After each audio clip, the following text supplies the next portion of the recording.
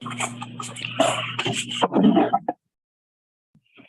morning. It is Tuesday, September 27th, 2022. Your Richland County Board of Commissioners now in session. I'm Commissioner Tony Vero, joined by Commissioners Banks and Mears. A little bit of a packed house today. We have our clerk, Stacy Crawl, our treasurer, Bart Hamilton, County Administrator Andrew Keller, Deputy Treasurer Andy McGinty, Carl Hunnell from the Richland Source. I think we have Al Lawrence from the Mansfield News Journal, Media Land. Archie McMicrowave is hiding somewhere back. Archie, are you back there? He gives us a head nod for those in the camera. We are joined by two gentlemen taking the trip, coming south today to Richland County. We have Brad Lewis and Robin Castile from Payment Pros. And they are here at the request of Treasurer Hamilton to discuss the possibility of adding kiosks in the county for services. This isn't Taco Bell or McDonald's, but anything we can do to enhance the resident experience in Richland County, we're open to it. So take it away, gentlemen. Well, thanks, folks. Brad, thanks for coming. Robert, thanks. I've been looking at this technology for a lot of years, and it was a very expensive technology. This type of technology was a $40,000 or $50,000 kiosk thing, and that was, in my mind, was something that was just too expensive for us. And now we're getting into that $12,000 to $15,000 kind of range, and I think this is something we need to look at. And it's not just for my office. This is technology that could be used throughout the county for other offices as well. Brad's going to tell you a little bit about some of the other offices he has kiosks in, other than just treasurer's offices, and as well as the treasurer's offices that he works with. You'll be able to come in our office, make a payment through the kiosk. You're still going to have our window. You're still going to have all of our smiling faces at the counter that can wait on you. And there are going to be a lot of things that you're still going to want to use that counter for.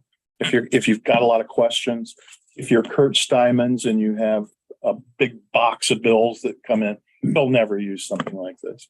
He's always going to use our counters. But there is a place for this. Just as when you go to Kroger's or Meijer and you've got a big cart full of items, you usually take that through where somebody helps you check them out. If you just have a few items, you go through the self-serve. And that's really what this is about. It's a convenience for the taxpayer. Well, I shouldn't just say taxpayer. It's a convenience for the citizens of the county. Because as I say, I think this can be used in other places. I'd like to start this technology first in the treasurer's office. Let us get used to it, because obviously if it goes into other offices, there's going to be questions about it. I think it would be good to have those questions come through us. Sometimes they'll go through Brad. It just depends on what they'll be. But anyway, I'm going to shut up and take it away, Brad. Thank you, Bart. Thank you for the introduction. Thank you for your time and allowing us to be here and present this.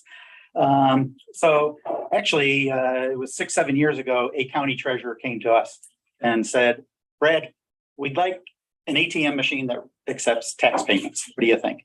And that really propelled us into the kiosk business, if you will. That was is a county in Indiana. Today, they're still using the exact same kiosk. And again, that was 6-7 years ago. The kiosk really is in general sense, a self-service payment center. You can look up to see how much you owe or how much is due on a bill. You can select what form of payment you want to use to pay on that bill, and then you walk away with a receipt. We offer 4 different base models. You don't have to look at it now, but in that packet we handed out, there's a brochure in there specifically about our kiosks, and it shows each of the 4 different models. The 2 most popular are what we call the pedestal, which is what you're seeing here. The other one is, we call that the built-in. The built-in actually gets installed in a wall. It can be in an interior wall or an exterior wall to be outdoor facing. I do like to make it clear, it is not weatherproof. So we do need protection from rain. snow and sunshine. If you imagine when the sun's shining on the screen, you still want to be able to see that. So, but with protection against those, about a third of our kiosks are outdoor facing. And that then makes it available 24/7.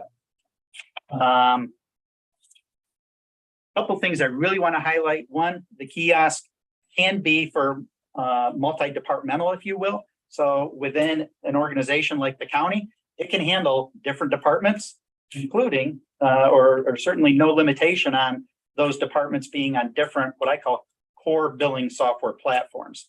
So if Richland County's sanitary department is on one software platform, the treasurer's office is on Tyler IAS, we can manage all of that, and the people can still look up, see how much they owe, and pay on that bill.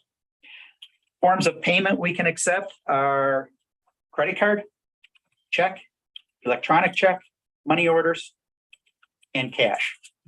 You don't have to accept all of those. And not everybody has to agree on accepting all of those. So let's say there were two counties on this platform, on one kiosk, two departments on one kiosk, and the treasurer's office wants to accept cash, but the utility department does not, or the sheriff's department does not. We can control all of that within the logic, the business rules. A couple examples, like I said, it was real estate taxes that got us into the marketplace.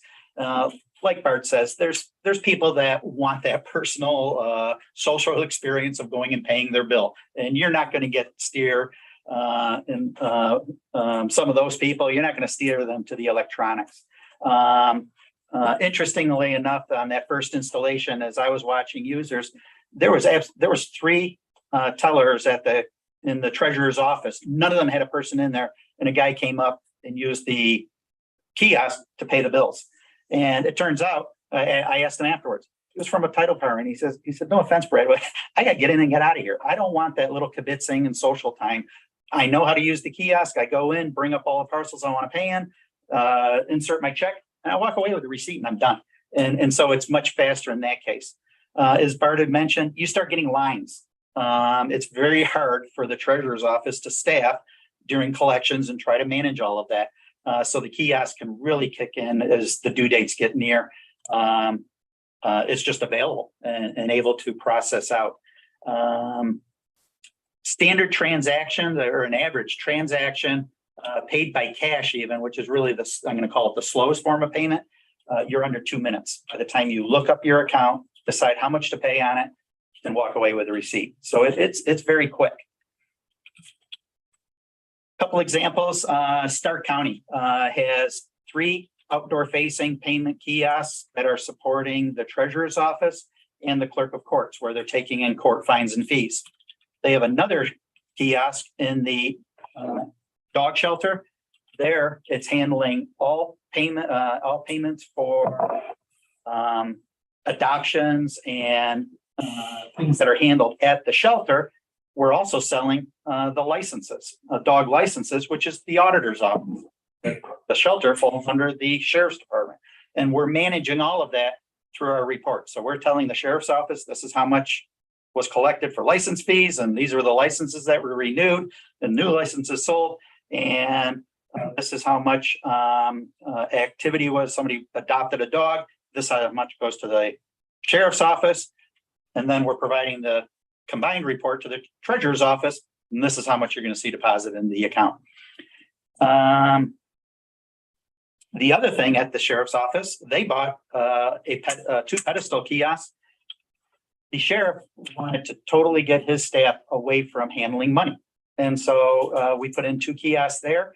And right now we're collecting payments for CCWs, renewals and new permits. And so they handle all of the paperwork and then send the individual to the kiosk to pay. So none of the sheriff's staff is touching any form of payment.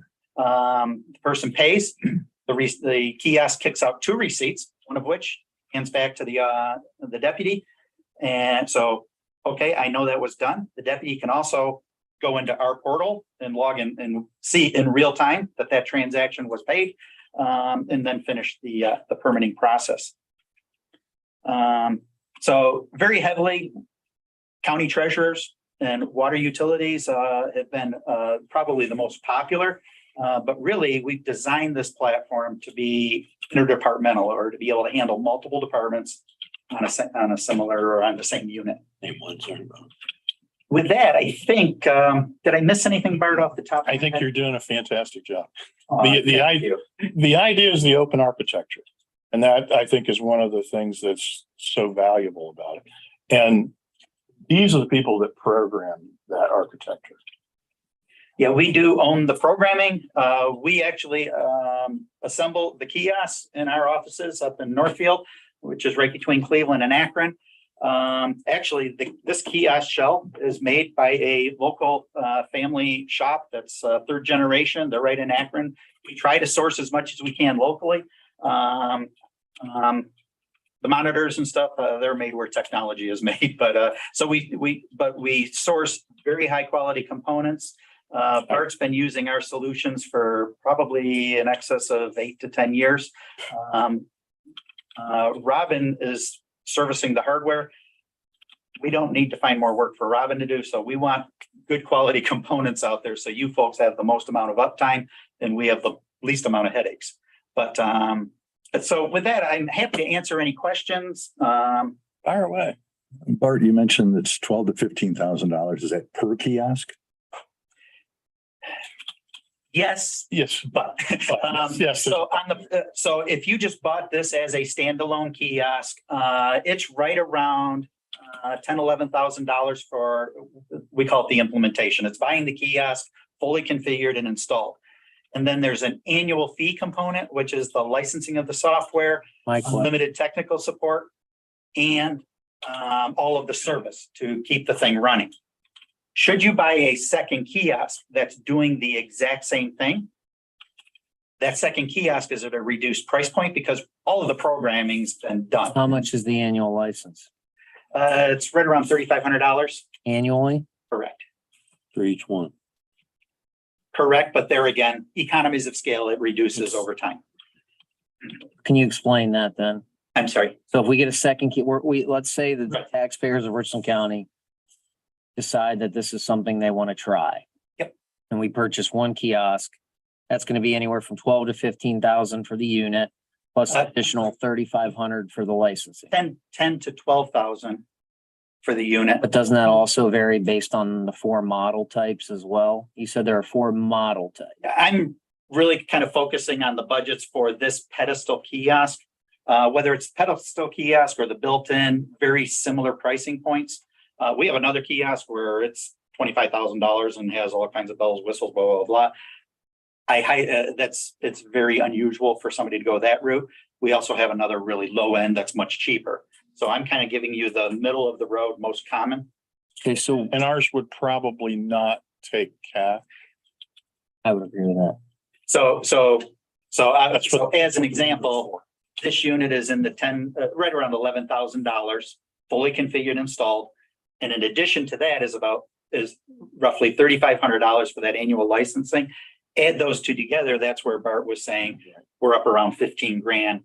That's first year to get in. Okay, so then let's say we decide we like it, we want a second kiosk. Does that second kiosk, just the stand, the hardware, also cost the $11,000 to $12,000? No, that's reduced. Actually, the software component of that, we don't even charge for that because we're just replicating what's currently on. So Unless it was for another department. Correct. We added the sheriff different software. Correct. It would- Now you're I'm talking glad a you- different. I'm glad you clarified because I'm talking about a single All right, so department. let's talk Bart's office. Yes, Let's say he wants 3 kiosks. yes. How much is the annual licensing for all 3 of those? It's $3,500 for the first one. Off the top of my head, I'm going to say it's about 75% of that for each additional. Charge a percentage of any kind? No, They do not know. for the transactions and whatnot. No. So if we get 3 kiosks, the annual licensing is going to be around $9,000 a year. That's on that. If you're at 75% of 3,500 times 2, plus the initial 3,500, they all reduce to 75%. That $9 grand is very on the heavy side. I would have to work out the numbers and And I want to make it clear, I have not asked him for a quote. No, I'm just trying. I know you're getting a ball. We getting a- know long enough, right? We sit here, we talk about technology, which we want to do, Understand. but licenses add up. And then the next thing you know is, well, here's a license. Oh, now you got to pay for the upgrade. So if this is a line item that the taxpayers are going to take on, we're at least going to want to budget appropriately. Sure. So I'm just trying to understand the licensing. I mean, these are basic licensing costs. So would it be, again, let's use the 3 kiosks for Bart's office only. First license, if I'm hearing you correctly, is $3,500. Each additional license via the economies of scale that you mentioned would be 75% of that? Or do all 3 drop to 75? Is it 3,500 plus the 75% plus the 75%?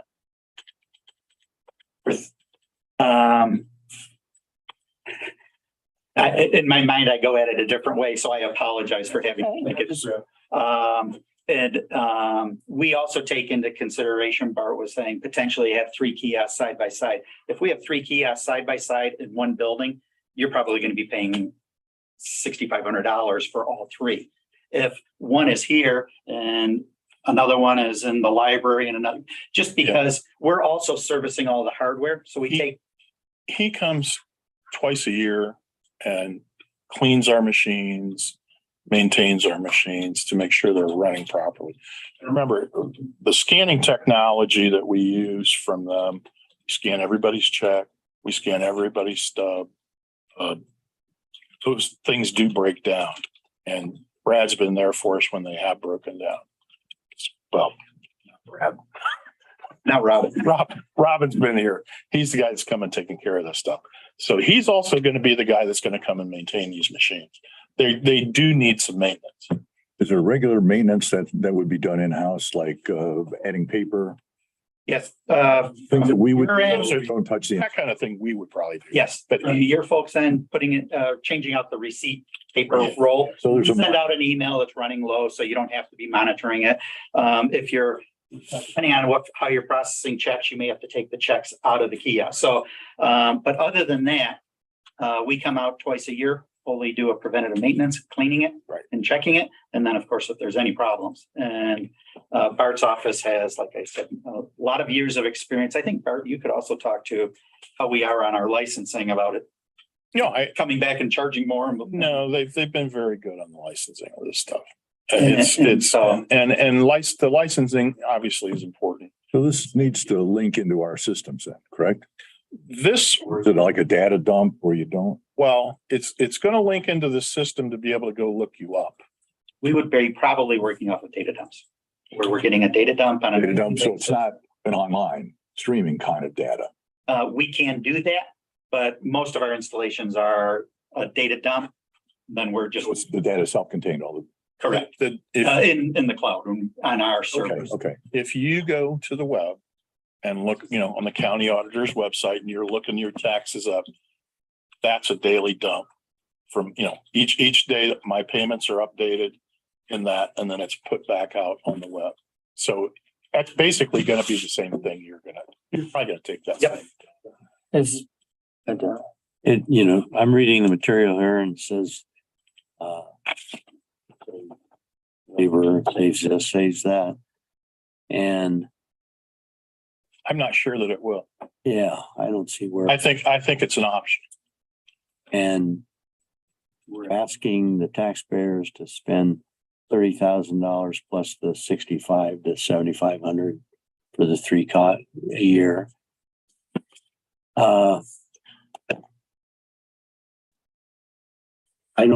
And the advantage to the taxpayers is they It's a convenience. It's a convenience just as the same way that I take a credit card from you. I can take an electronic check from you. I can take cash from you. You can pay from home. You can pay with your telephone. You can pay with the internet.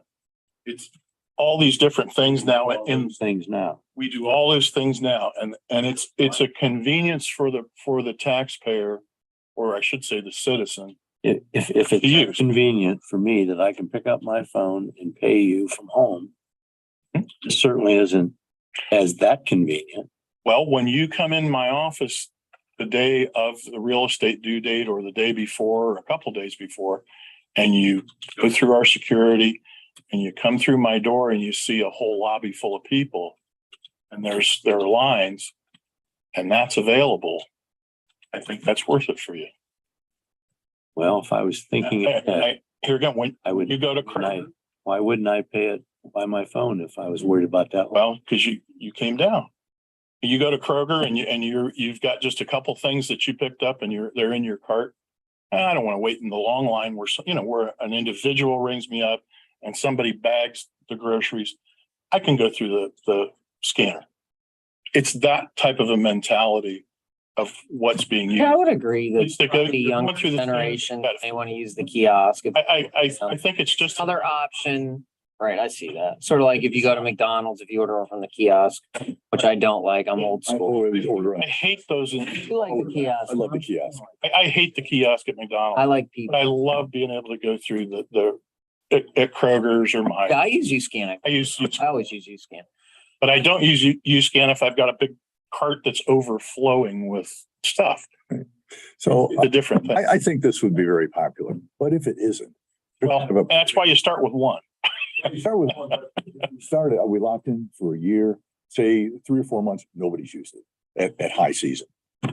Which I think is very unlikely, but if it doesn't Highly unlikely. seem very popular, is there a way to back out in the first year, the first one? There's no commitment to, oh, now I need to renew for the second year, third year, unless you want to continue using the kiosk. So we try it, we're in for a year. You're basically in for a year. The other thing too is, and I gotta believe we've all experienced this. There's a slow adoption rate. I'm gonna be very upfront with that. Yeah, yeah. People are still gonna want to walk to the counter Catch on. and it takes a while to catch on. And our most successful installations have actually had just a part-time person steering people to the kiosk. And here, let me help you use that to walk you through it. Once they've done it, they'll never go back to the counter again. For the vast majority of people. And so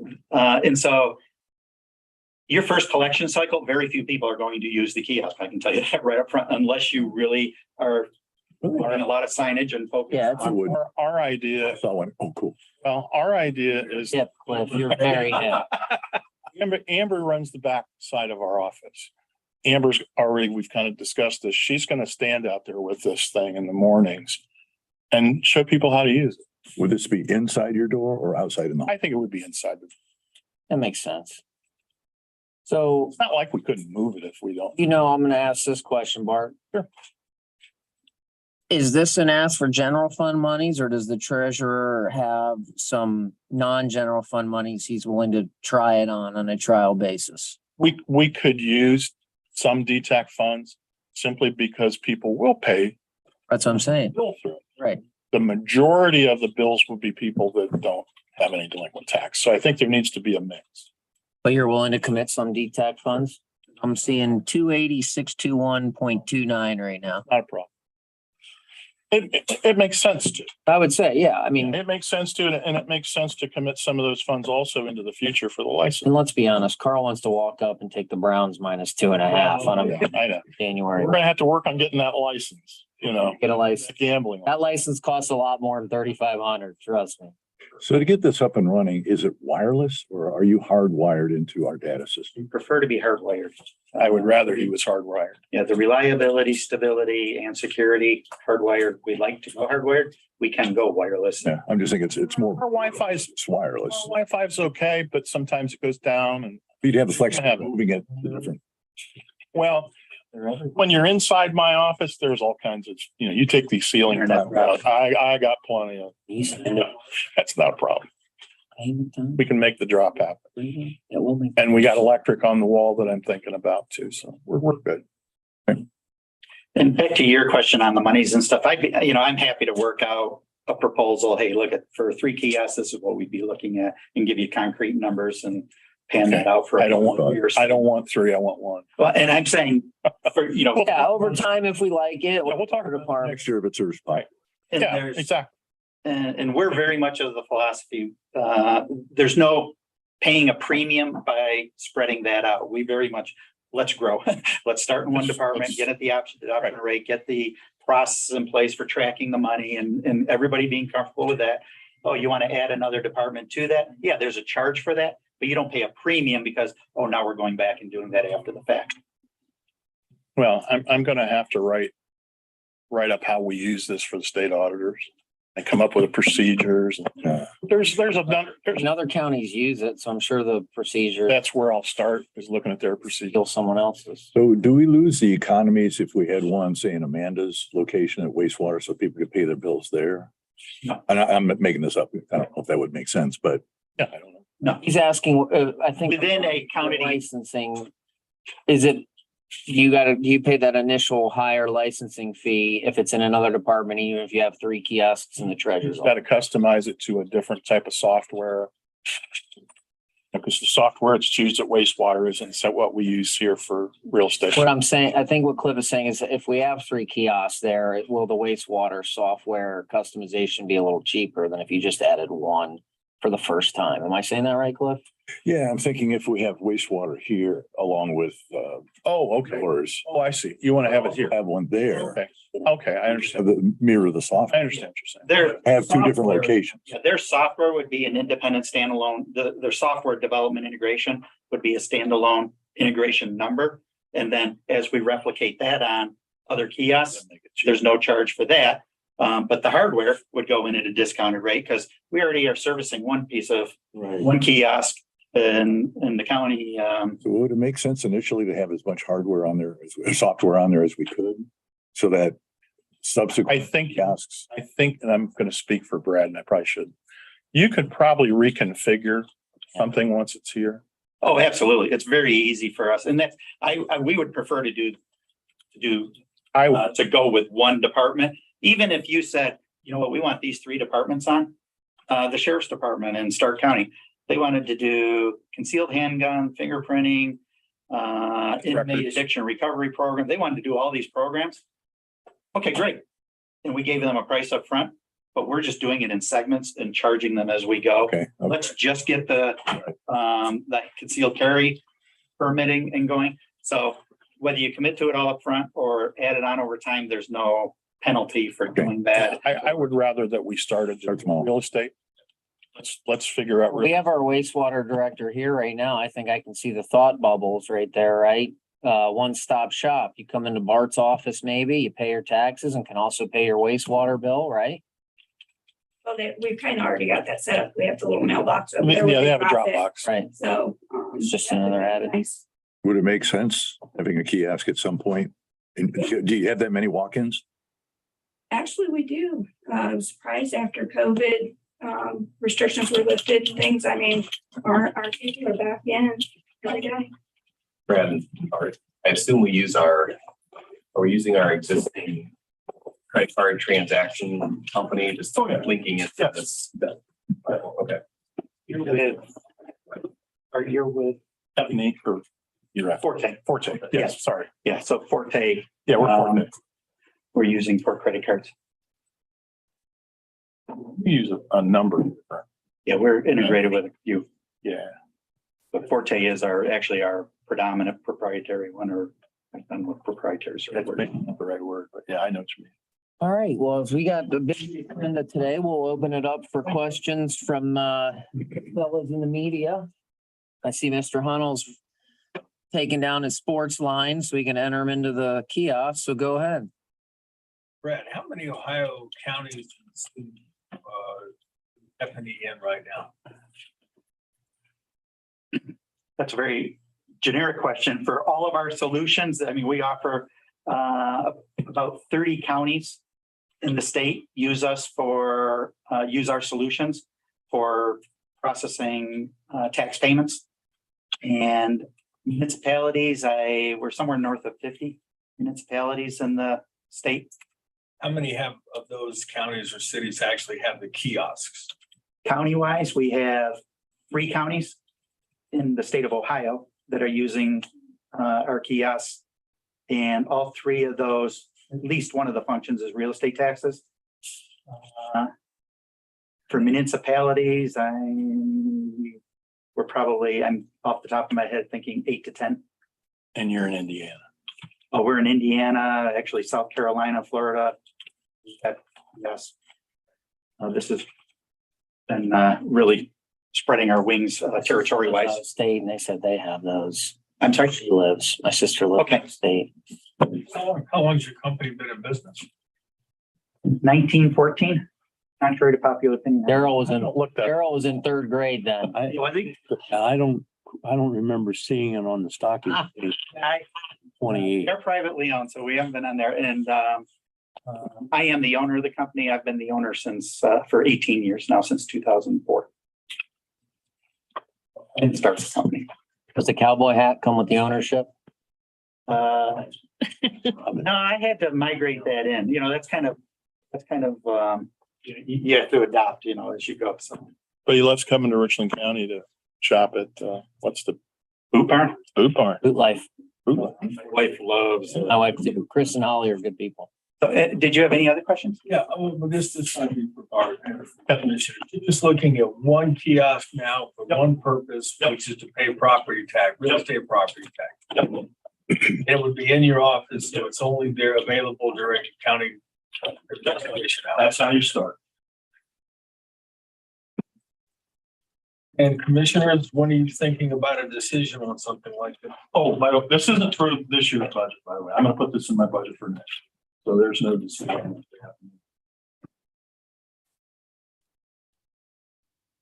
And all DTAC money, or there's gonna be some next? Mix.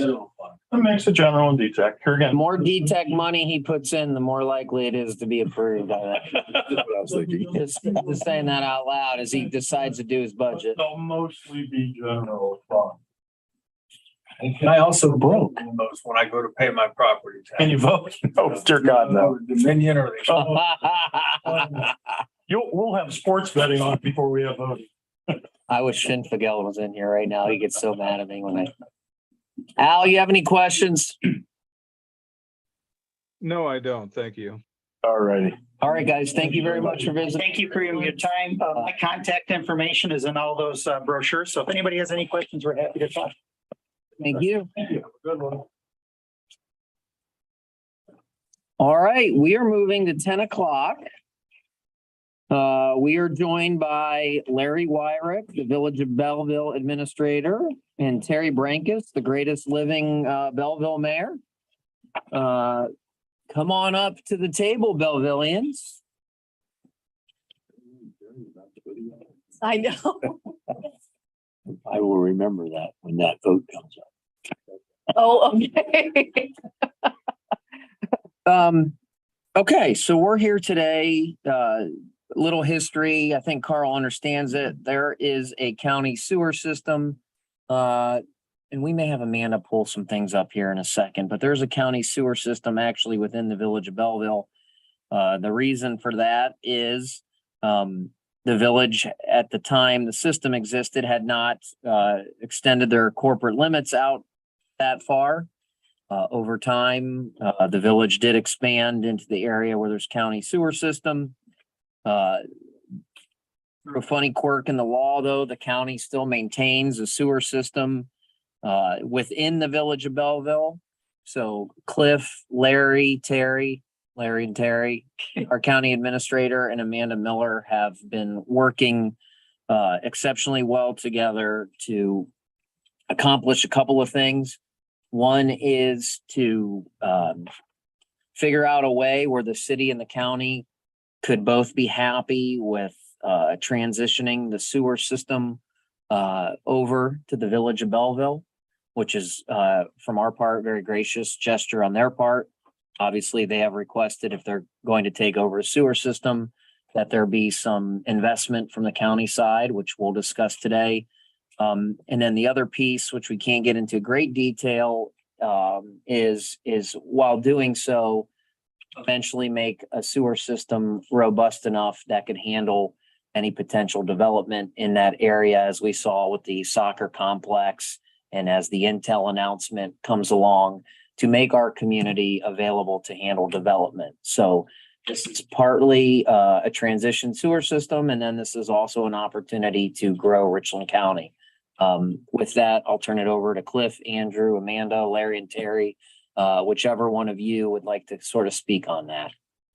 First of all, let me say that was a great summary. Oh, thank you. It is. Well, excellent recap, very thorough. I think I might turn it over to Andrew, who actually drafted the addendum here. Yeah, do you want to make? Well, this is much.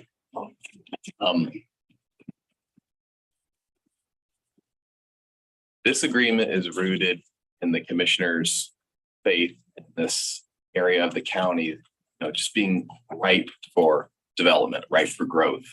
And we believe making this investment will be catalytic for that growth. And at this exit, we've had great conversations with Mayor Brankus and Administrator Wyrick, been very productive. And I know that Belleville leadership has the same vision as the county does for this exit. We're looking at commercial development, we're looking at residential development as we speak. And, you know, it's not necessarily public at this point in time, but we're excited about the prospects for the village. This agreement actually it's an addendum to an agreement that was signed between the county and the village in 1981. So over 41 years ago. This is the first addendum in that time, and it accomplishes two things. The first component of the agreement is it sunsets or eliminates the capital cost equalization charge. That was a 40% surcharge on county rates that was designed to pay for improvements that the village had made prior to the county joining into the system in 1981. Because that has been taken care of, we're removing that 40% surcharge. And the second component of the agreement is the conveyance of county-owned sewer infrastructure to the village, but it's not that simple. The county is first agreeing to upgrade our sewer lines in the village. So without getting too technical,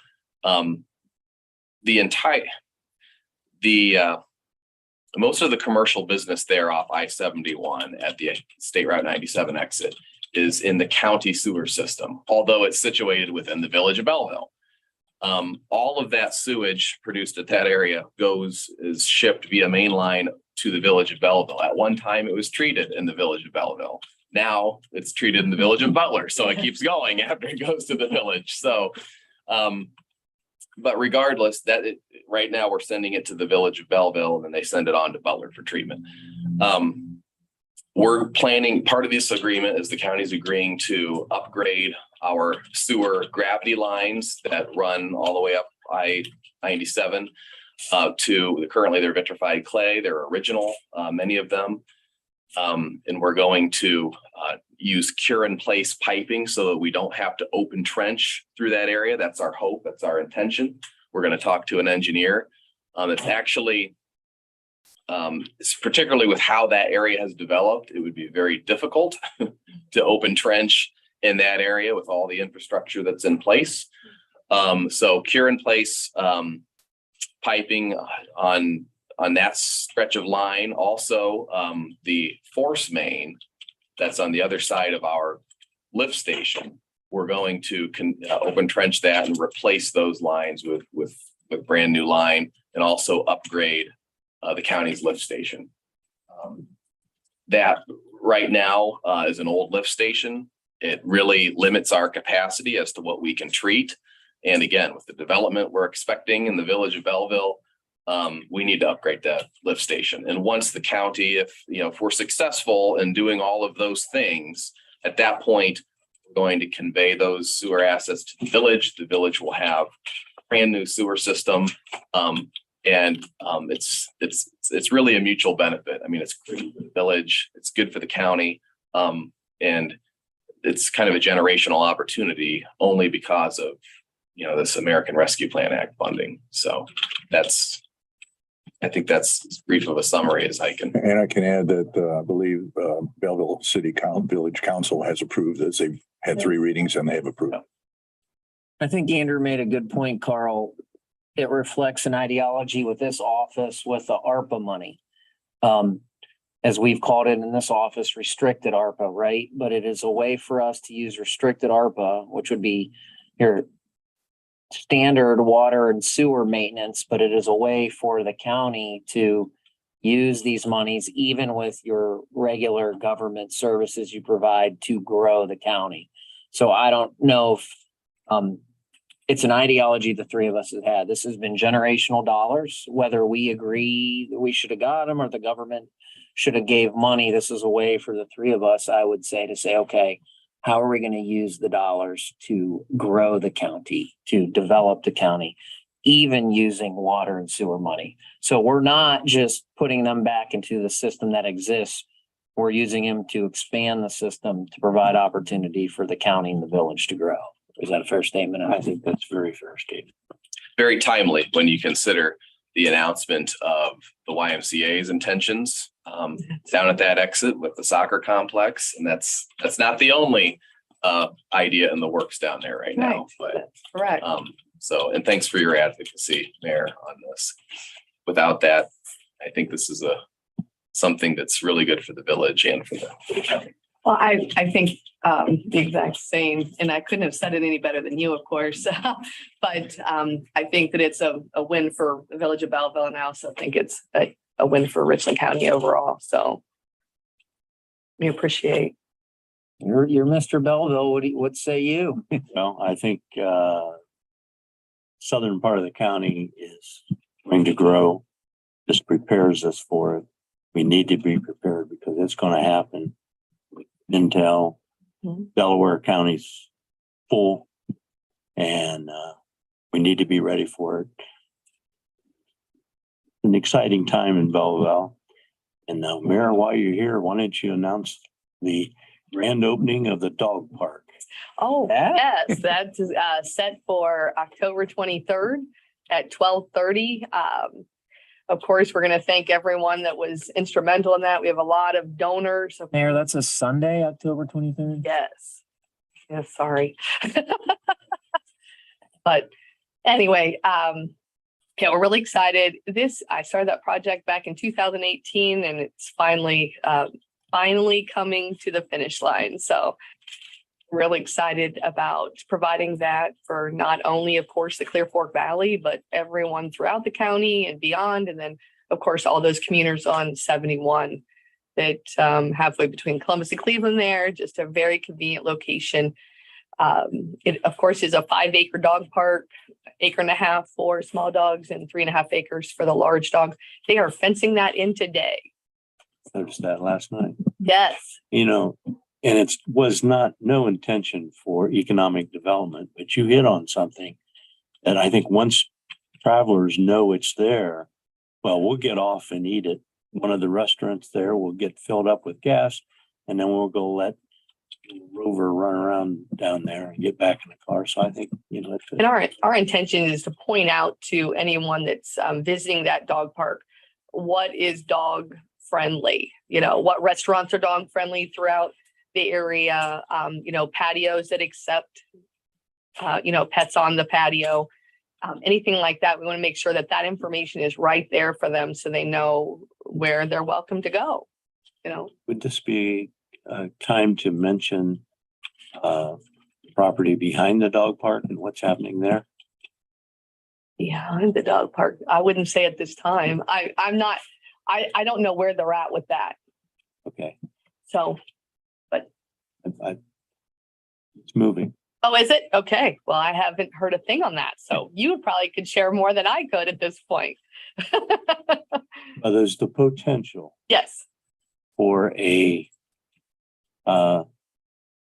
ballparks and soccer fields for physically challenged children Yes. and adults. Yes. And it's moving ahead down there. Oh, good. Good. I'm glad to hear that. Carl, if you could let Senator Romanchuk know, as him and I friendly banter back and forth, he says, you, Commissioner, need to prepare the county to take advantage of Intel. So if you could kindly tell him, if and when you do this article, or call him, that this is his Richland County Commissioners in the village of Belleville preparing a village and a county for Intel and the Columbus growth, as we don't have to have PhDs, as Dr. Lafayette had for the YMCA, to realize that an area in our county that's obviously already growing, with the soccer complex, the Holiday Inn, some other potential we hope to announce, what Daryl just announced.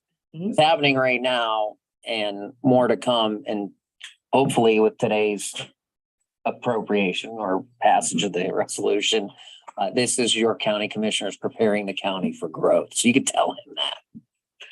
With the ha, na, as well, if you want to add that in there. I know how to spell nan. Yeah. Mr. Barrows says the Roman check, feel free to do so. I'm gonna be watching for that article. Yeah, I know. So you need to prepare we'll get there. Just give us until September. Sure to send Senator Romanchuk a link to the YouTube. Yeah, so, this is a great thing. That area is prime for development. That isn't politician hyperbole. It's happening now and it's only going to continue to happen. So this is government working together and being proactive to grow an area of the county. We appreciate that investment. Ms. Wastewater, anything additional? I think you guys covered it. Excited. You're excited to be done with it? For us, because we're located in the county. I mean, it is kind of a haul to have to go down there to do it. So it's nice to see it go with. Carl, I continue to learn so much about vitrified clay, force mains, lift stations. I was getting the 411 from Amanda Andrew. Proud of Oh, Yes. that- you. That doesn't happen often. Right, Originally, he just thought it had to go downhill. right. So You know, gravity there, not gravity here. I'm like, I thought it all rolled downhill. Figure out how the dog park poop is gonna. go. Right. So, all right, questions, Al, Mr. Microwave, Carl. We'll let Al go first this time since Carl went first the last time. Thanks, Tony. Yeah, any estimates on the cost of all this and exactly where the money's coming from and how long will it take? So we're going to do our best to give you as much information as possible without nailing us to a certain figure. So yeah, it'll be a very significant investment. We believe it will be 7 figures, but we do not know yet until we do the precise engineering to give us the exact cost. So it will certainly be a 7-figure investment, but we don't know the exact amount at this time. You know, Al, similar to how we handled the L2 improvement, our next step will be to issue a request for qualifications to design professionals, civil engineers, to retain an engineer to provide design services for this project. Once we retain an engineer, and that'll be a qualification-based selection process, we'll eventually prepare a cost estimate for the installation of all these improvements. Okay, no ballpark figure at this point. It's going to be 7 figures. That's what we know. Well, that could be anywhere between 1 and 9 million. It is. Oh, yeah, you're right.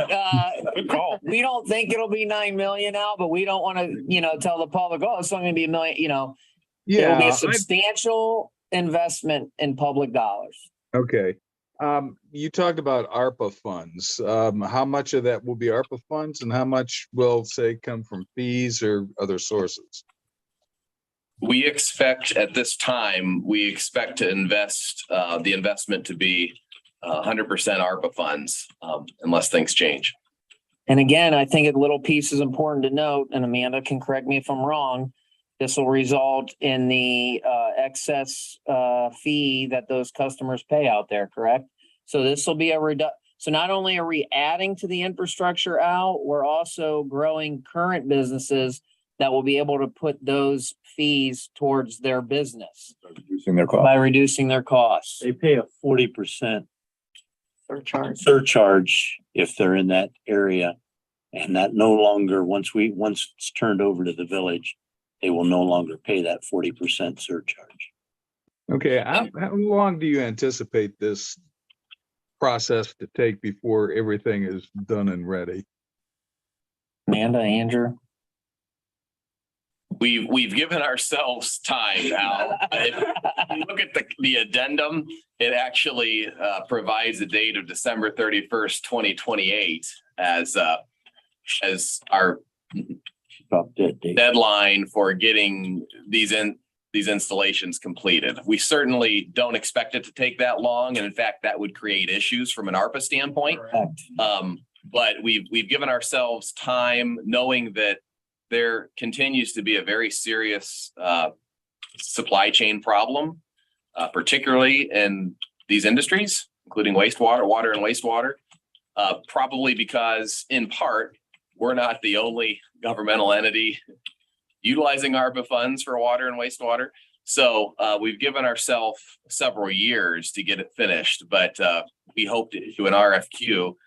We plan to issue an RFQ yet this year and get an engineer under contract. Okay, those are all the questions I had. Thank you. Carl? How big a geographic area are we talking about, and how many customers, residential and commercial, are currently in this area? But we have the entire corridor all the way to, Johnsville Road, where our lift station is. We have all of that, and then we have a force main that goes all the way into the village. We have currently 27 customers there, and I believe all of them are commercial except for 2 or 3.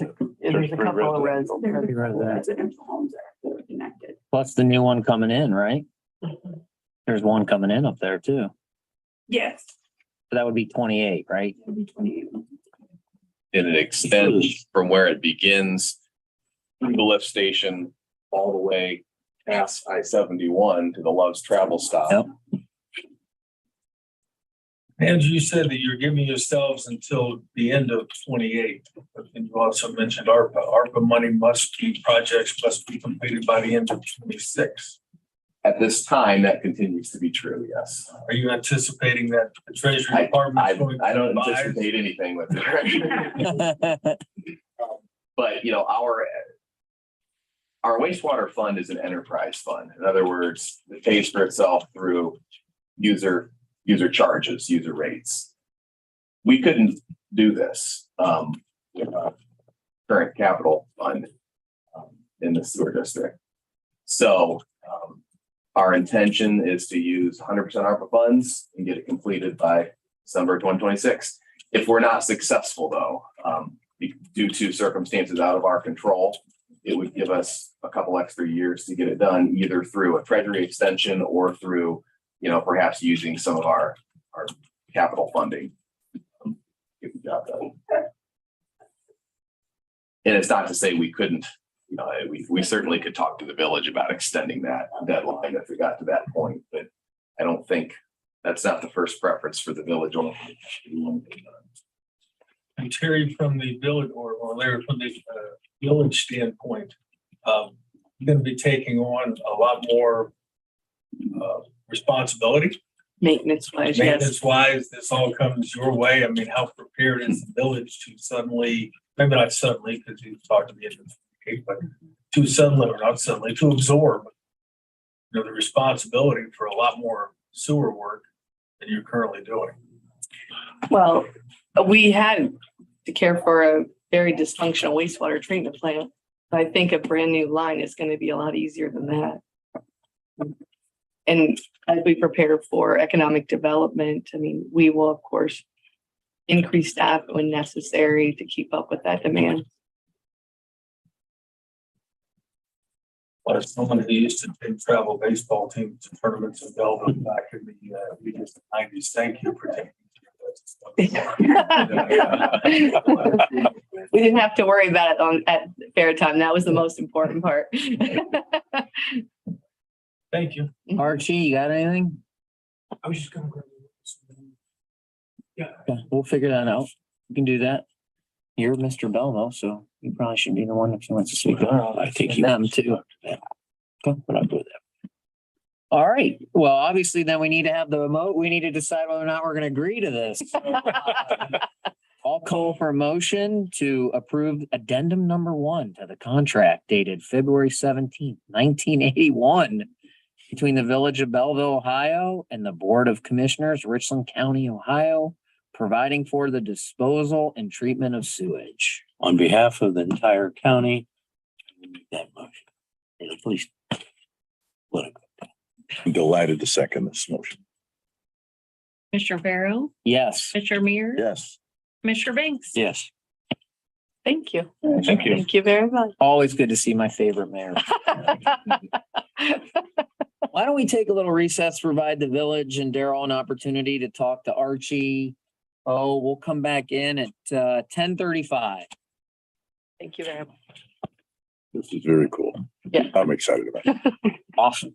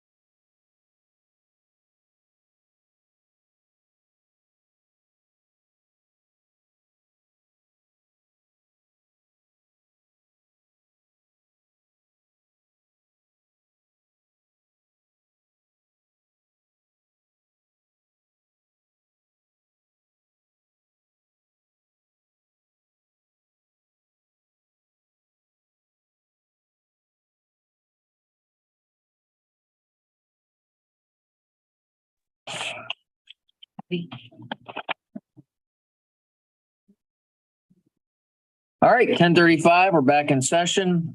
Always my favorite part when I get to say, Carl, we're kicking you out. So at this time, I'll ask for motion to go in executive session to discuss employment in our EMA department. Second, Commissioner Barrow, Yes. Commissioner Mears, Yes. Commissioner Banks. yes.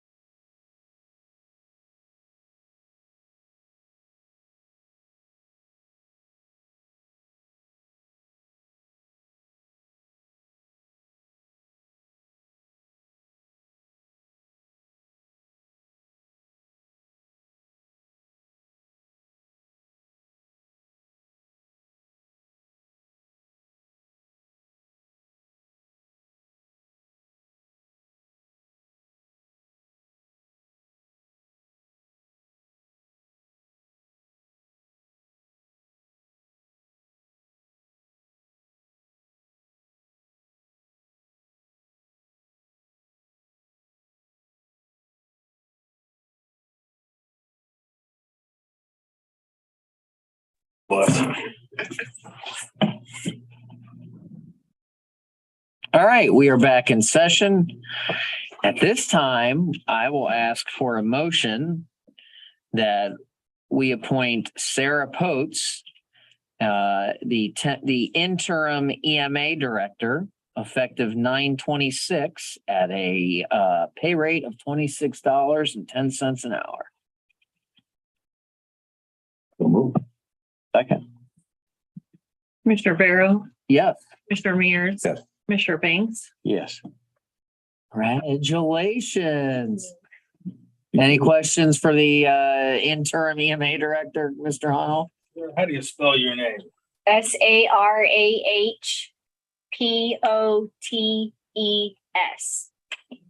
And where do you live at? And- Belleville. And how long have you been working for the EMA? I've only been there for 9 months. She's a fast learner. What did you do prior to joining the? I worked for the clerk of courts, the Richland County Clerk of Courts. And what do you, what do you anticipate as the biggest challenges as the interim EMA director? Well, the biggest challenges, I would say the biggest things I plan on doing are relying on the networks that are available to me through the Ohio EMA and the surrounding counties directors, if there would be an incident or an emergency that happened, to come and help us out. Since I am new in EMA and I was not in the director position before. So the biggest challenges are just going to be, figuring out the process for everything to do, but there are a lot of resources out there to help us when, if hopefully nothing will happen, nothing big. So you're counting on perhaps no tornadoes, hurricane, wildfire. Level 3 winter storms. Irma, is Breaks. that the one? Well, No, that's a new, that could be a new one. We haven't- you never know. Solar eclipses. Right. April 2024. So we're What were you doing in the EMA office prior to this? the administrative assistant. So a lot of things that I did were involving the grants and just the day-to-day operations with payroll and fiscal. But I did work with Joe on the grants and on the LEPC committee. So I do have a little bit of knowledge, but mainly I'm going to be relying on the sources that are available for now. And did you go to Clear Fork High School? I did not. I went to Mansfield Christian, Okay, what year did you graduate? 2003. And how old are you? Hold Welcome to public life. on a minute, my birthday's coming up. As of today. I'm 38. And commissioners, last week you had said you didn't anticipate an interim, so why the change? We learned that there may be a grant that is in jeopardy if we don't have a full-time EMA director in place at all times. In order to avoid any jeopardy or loss of revenue from grants, we had spoken to Dan Green, who's a grant specialist with Ohio EMA. We discussed it with him and we decided this was the best move. But we need to be clear, if we didn't think Sarah could handle, it's a reflection of the good job Sarah's done upon Joe's recommendation that she can handle it in the interim. So it wasn't all about money. But, well, Joe's, I think he had said he would be available to help the transition or whatever. Is that still gonna be the case? That's what he said and that's my understanding, right? He said he would be available by phone if I needed anything. And I've had a lot of other people, like I said, reach out to me from other counties and the Ohio EMA if we need anything. Can I count on emails when there's gonna be a thunderstorm? I am working on that. We're actually working on automating that. So Cliff's gonna work with Sarah. So one of the things when Joe, in trying for our office to understand the job, that makes it difficult for an EMA director. It is a 24/7 job, but it is a lot to ask of a person.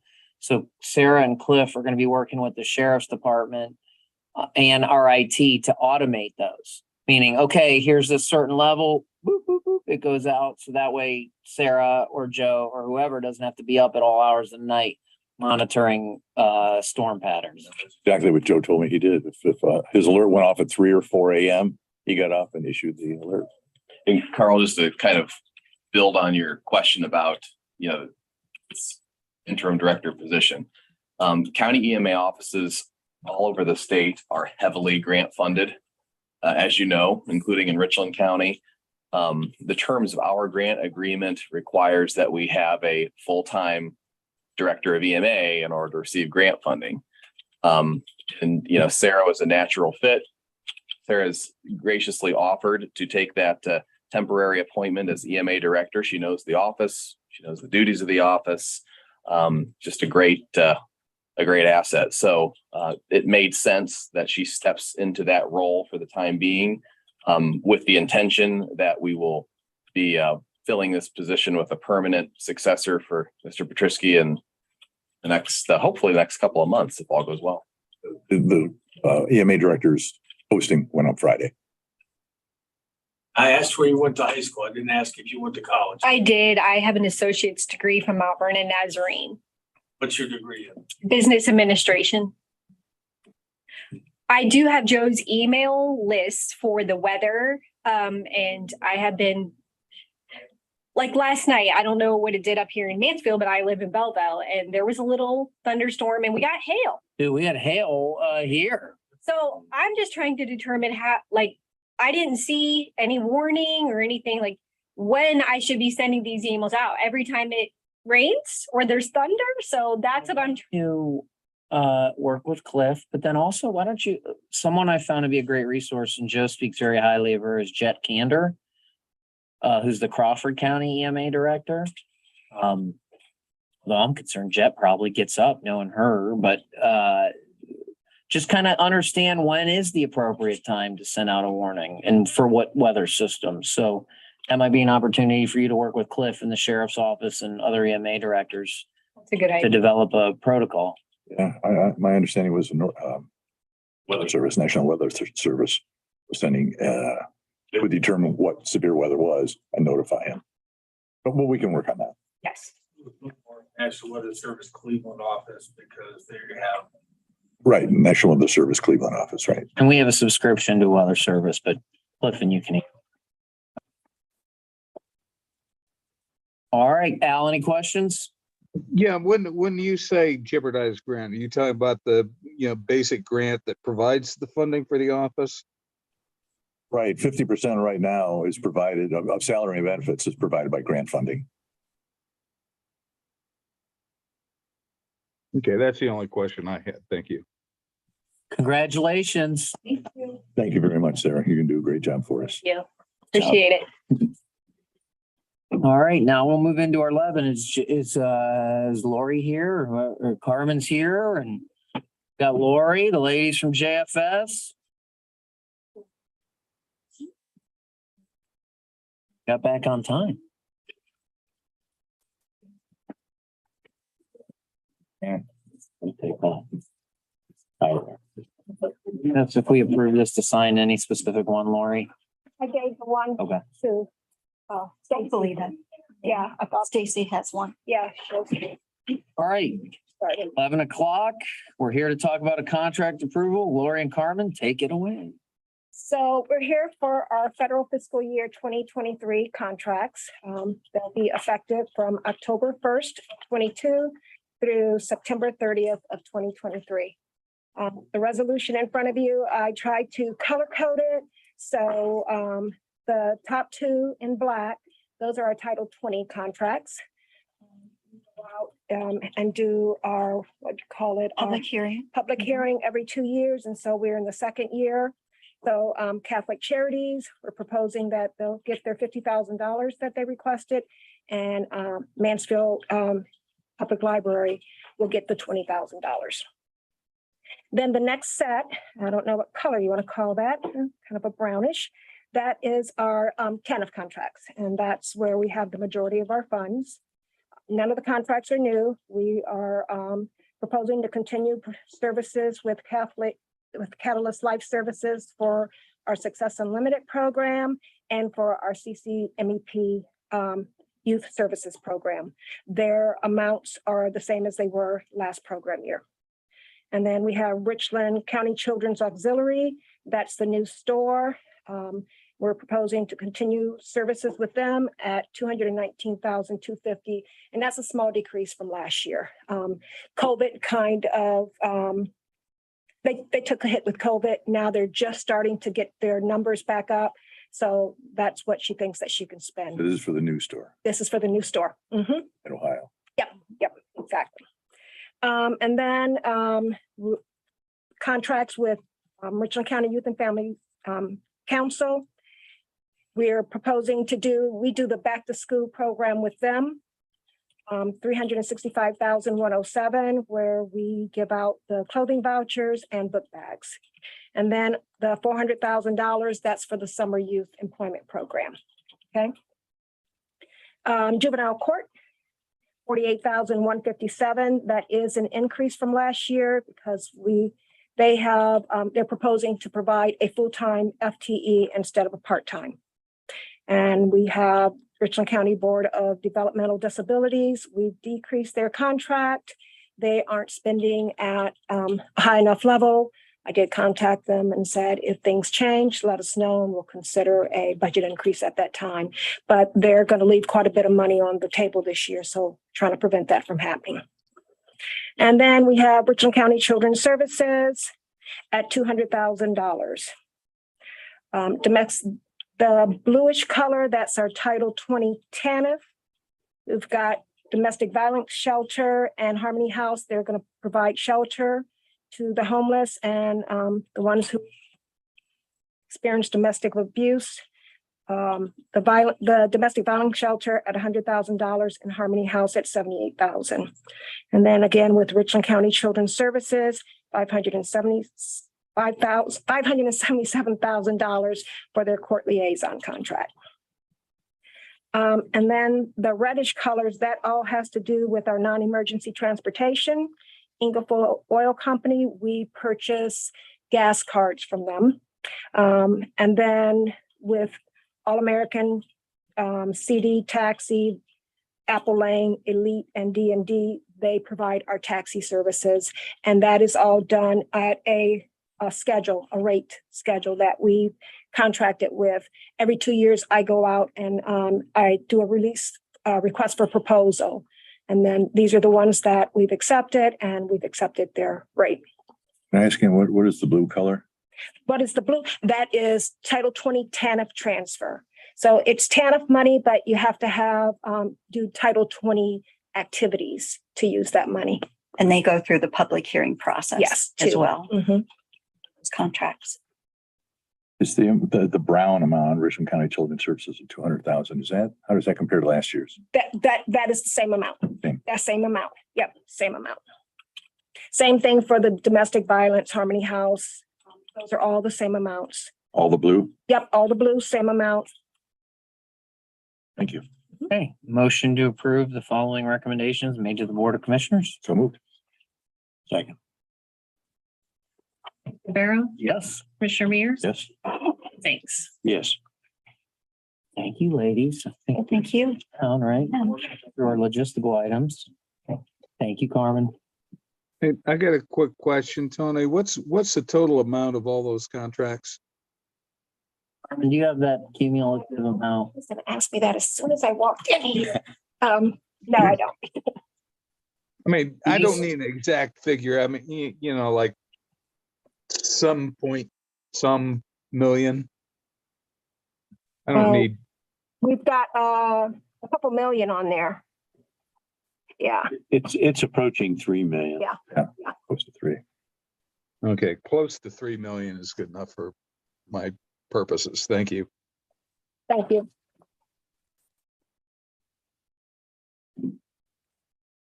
All right, motion to certify the record of proceedings for September 15th, 2022. Second.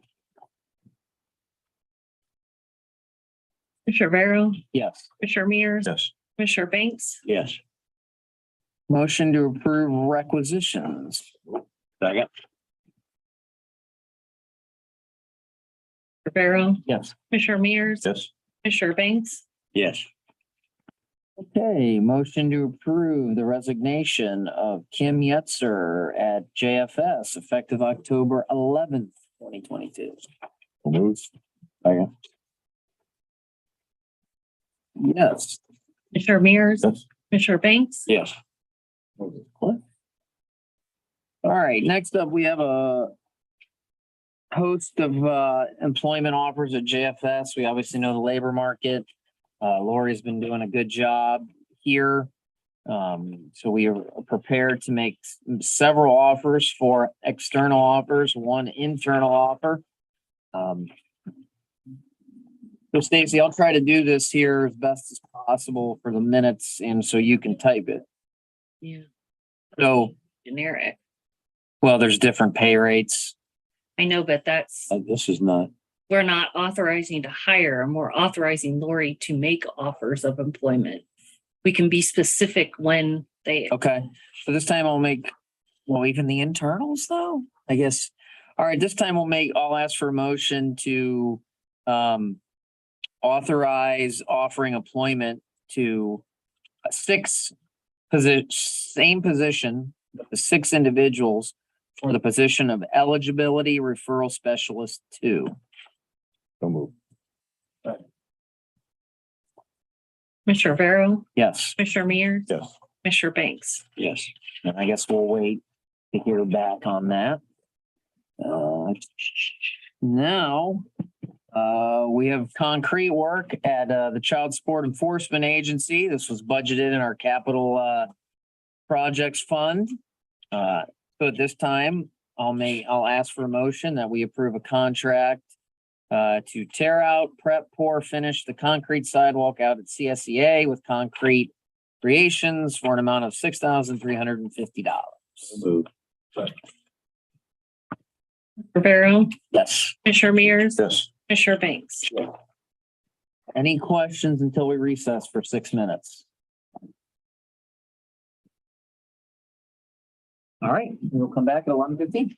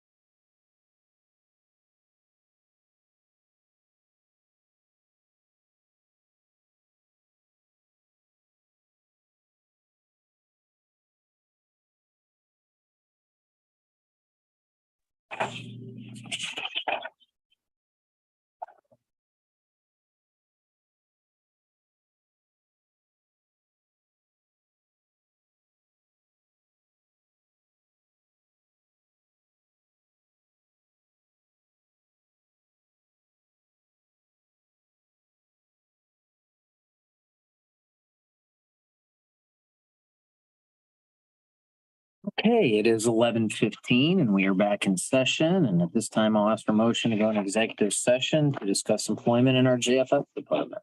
So move. Second.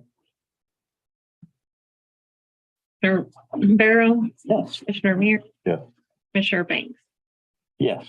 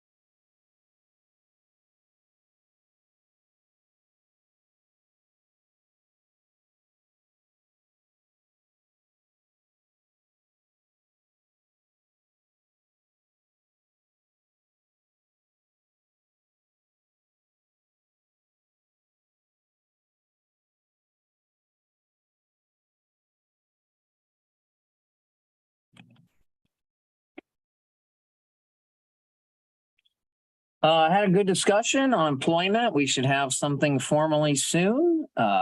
We will be back in session on Tuesday. Seeing no further business, we will adjourn at 12:14. Thursday, excuse me.